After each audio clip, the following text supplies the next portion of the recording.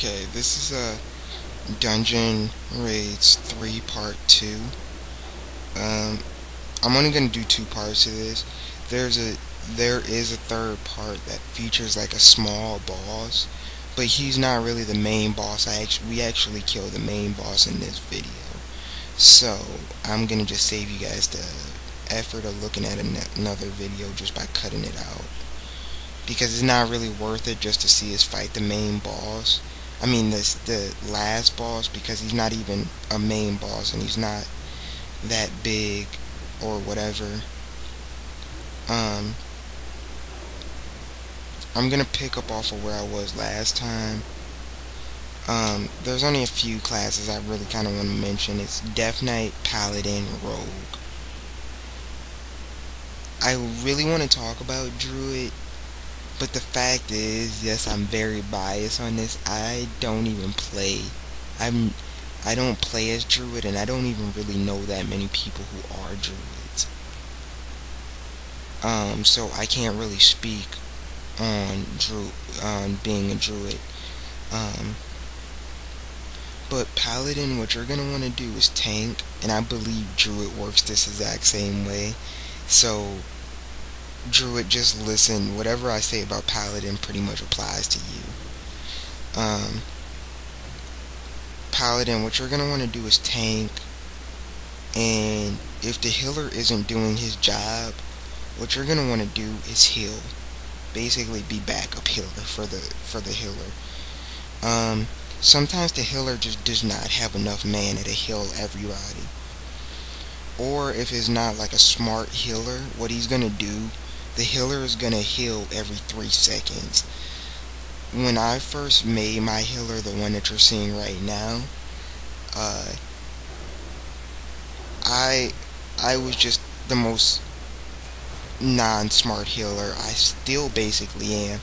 What I do is anytime I see someone hurt, I just start healing.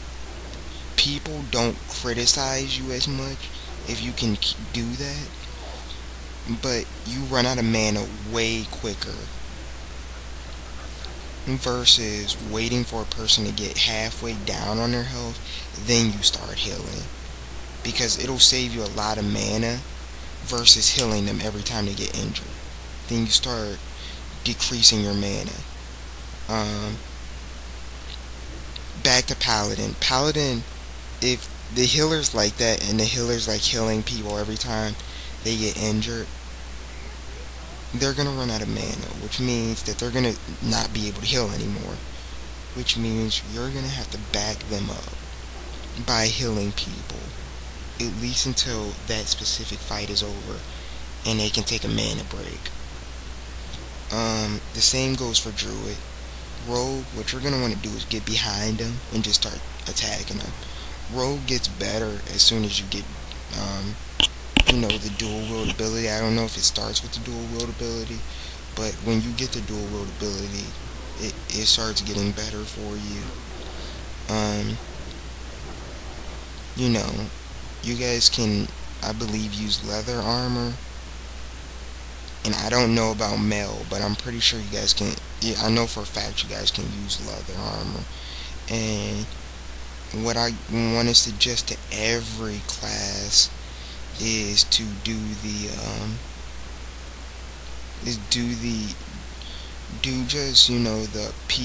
battleground battles. You can get some very exclusive items from the battle masters or whatever, and they give you items that you'll be able to use at like a lower level that really is like the next stage up. Like if it's cloth, it'll have like the armor of a leather item. If it's like a leather item, it'll have like the level of a mail item. And this is the main boss that I was talking about. We pretty much take him out with ease. He basically didn't stand a chance there. He got wiped clean.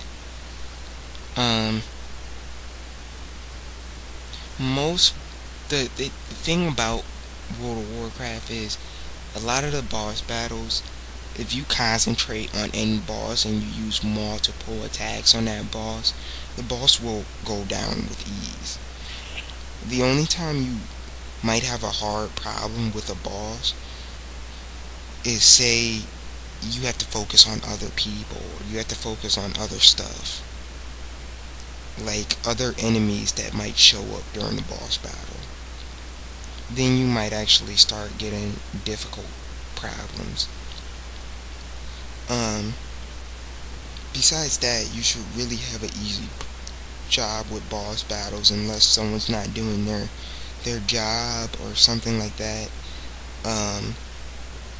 Most boss battles, at least in dungeons, can be done with only 4 people. The essential classes that I think are really essentially necessary are at least a healer,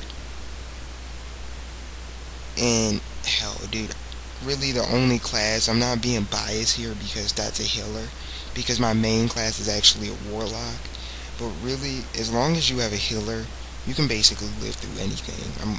I'm gonna just say it straightforward. Healers, as long as you have one, you can actually do a 4-man, and I've seen people even do 3-mans in dungeons with just 3 people, 3 or 4 people, and do some of the bigger dungeons with just 3 or 4 people. And that's just because they have a really good healer backing them up. So yeah, the essential role, I'm gonna say it flat out.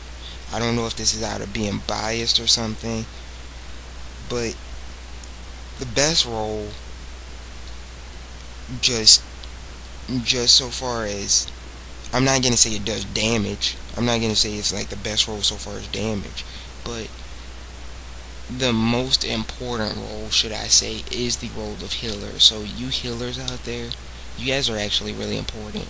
When I'm playing on my warlock, I even think the healers are way more important than my warlock character, because my warlock, when I run out of mana with my warlock, what I do is use life tap, and life tap basically drains the life out of me just so I can get my mana back up.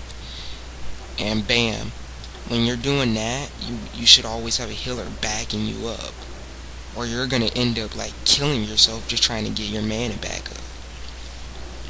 But yeah, healers are important. I actually enjoy healers a lot. So far as playing as a healer, I personally do not really like playing as a healer.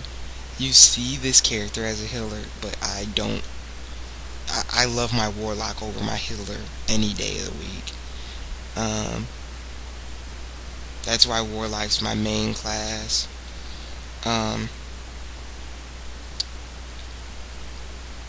Right now, we basically finished a dungeon. We're moving on into that last fight that I was telling you guys about, which you probably aren't going to see because the video is going to end, even though it has about 2 minutes left in video. But anyway, I said basically all the tips for dungeons that I had to say. Next video you guys should get, it should either be, I don't know, I'll try not to narrate it. I don't know, you guys are probably getting sick of me narrating videos by now.